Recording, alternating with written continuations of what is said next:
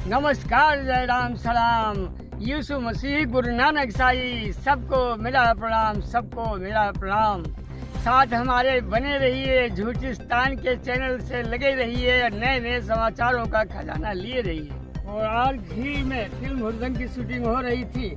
उसी समय बोट से उतर करके जो उसकी हीरोइन थी और नीचे उतर करके वो फरार हो गई, पता नहीं कहाँ निकल गई उतर करके। और उसके बाद में जितने फिल्म यूनिट के लोग थे उसे ढूंढते रहे पर उसका पता नहीं लगा। तब कलकत्ते ही वापस चली गई पूरी टीम। आदमपुर बस स्टॉप पर हिजड़ों की एक टीम आई, उसमें काफी सुंदर सुंदर हिजड़े थे और वहीं बगल में ही लोकेश बैठा था। तो लोकेश को देख करके एक हिजड़िन बोलने लगी, क्या जवानी पाई है, लौंडा तो मेरे लिए बहुत ही अच्छा है और इसको मैं कर लूंगी और ये मेरा पति होगा, मैं इसे अपने साथ ले जाऊंगी। आज तो मोहब्बतगंज बाजार में बहुत काफी भीड़ भाड़ है और उसी भीड़ भाड़ में से दिलवालों की गली से एक सुंदर लड़की निकलती है और निकलने के बाद वो जा रही है, रास्ते में बैठा एक 8 साल का लड़का कहता है, अरे मैडम आज तो आप बहुत खूबसूरत लग रही हैं, आपकी एक नई बात मैं बताना चाहता हूँ, आइए।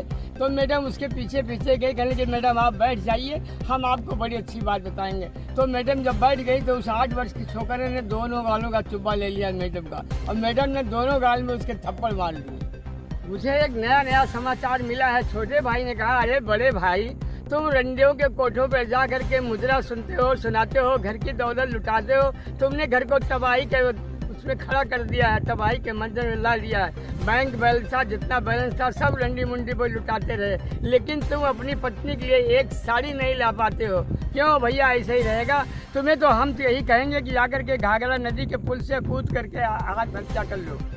पापा जी, आप आवारागर्दी के शिकार हैं क्योंकि आप भी गांजा, भांग, अफीम, चरस सारी चीज़ें सेवन करते हैं और सेवन करते करते आपने घर को खोखला कर दिया है। अब सोचिए हम लोग कैसे जिएंगे, कैसे हमारी पढ़ाई लिखाई होगी, इसका ध्यान रखते हुए आप सोच समझ करके इसको सब छोड़ दीजिए, नहीं घर परिवार नाश हो जाएगा। आपने तो मोर को नाचते हुए देखा होगा, लेकिन वो मोर नाच करके प्यार का पैगाम सभी में बांटता है। उसका अर्थ ये होता है आप सभी लोग मिल करके जो भी काम करें प्यार मोहब्बत भाईचारा से मिल करके करें, किसी से द्वेष न रखें, किसी से लड़ाई झगड़ा न करें। प्यार का पैगाम आप भी मोर की ही तरह बांटें। धमाल आदिवासी क्षेत्र के आदिवासियों ने ये ठान लिया है कि अब कोई भी घुसपैठ या शिकारी अगर हमारे जंगल में जानवरों को मारने आएगा तो हम उसे पेड़ों में बांध देंगे और बांधने के बाद में 15 दिन तक बांधे रहेंगे।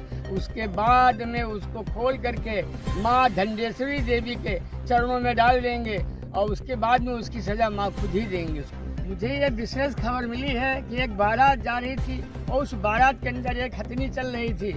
चलते चलते अचानक वो हथनी की वो दशा बदल गई और वो हुड़दंग मचाने लगी। मचाते मचाते उसने कई लोगों को कुचल दिया और 3 लोगों को मार दिया। मारने के बाद में वो सोहेल नदी की तरफ भाग गई। हमारे पास एक विशेष खबर आई है कि धमाल के ऊंचे पहाड़ों पर एक बबर शेर बीमारी की हालत में पड़ा था और जो वो पड़ा था उसको देख करके जंगली कुत्ते और जैसे जंगल के जितने भी कुत्ते थे वो जंगली कुत्ते आ करके नोच नोच करके खाने लगे।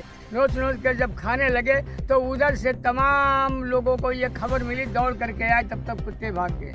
मुझे एक खबर मिली है मेरे चैनल को कि ये बहुत खास खबर मिली है। राजस्थानी ऊँट जा रहा था, उस पर उसका पहलवान बैठा था और जाते जाते अचानक उसको पता नहीं क्या हुआ, कैसे वो गिर पड़ा तो उस पहलवान ने उसे उठाने की बहुत कोशिश की लेकिन वो उठा नहीं। तो वो गांव में गया लोगों को बुलाने के लिए, तब तक जंगली कुत्ते उस जंगल के जितने थे वो आ करके उसको नोच नोच करके खाने लगे। गाँव वाले आए, जो लोगों ने दौड़ाया तो सब भाग गए।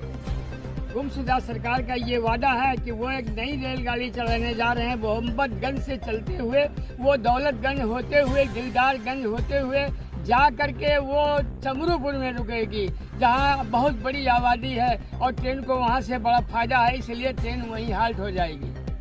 बालंदर शहर की तरह चुकंदर शहर को खूब सजाया जाएगा, बिल्कुल दुल्हन जैसा सजाया जाएगा और वहाँ नई नई रेलगाड़ियाँ मेट्रो चलेंगी और उसमें किराया होगा आधा।